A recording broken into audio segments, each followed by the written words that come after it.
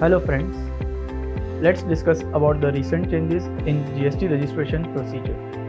Recently, the GST network has come up with a new concept of geocoding facility of principal place of business, wherein every taxpayer needs to geocode its principal place of business at the GST portal.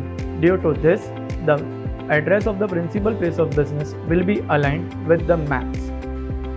Another steps taken by the GST portal is AADHAR authentication. Whenever any taxpayer applies for the fresh registration, he needs to go apply for the AADHAR authentication. There are two ways of AADHAR authentication. One is the AADHAR authentication on the GST portal itself, and another by physical verification by the GST officer at your principal place of business.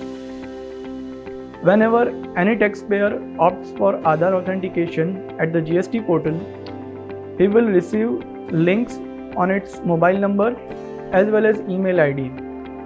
By going through the link, he will need to verify the AADHAR cards of the individuals by entering the OTP received on their registered mobile number.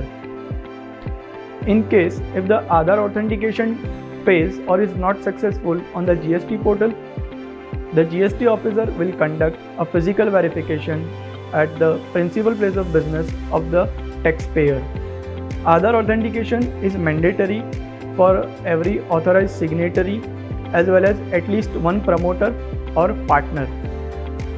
One more step that GST Network has applied in GST registration is that the name of the individuals entered in the GST application must be aligned with the names of the individual as per the CBDT database. That means that if a person enter his name in the GST registration, then he must ensure that his name is in accordance with the PAN card.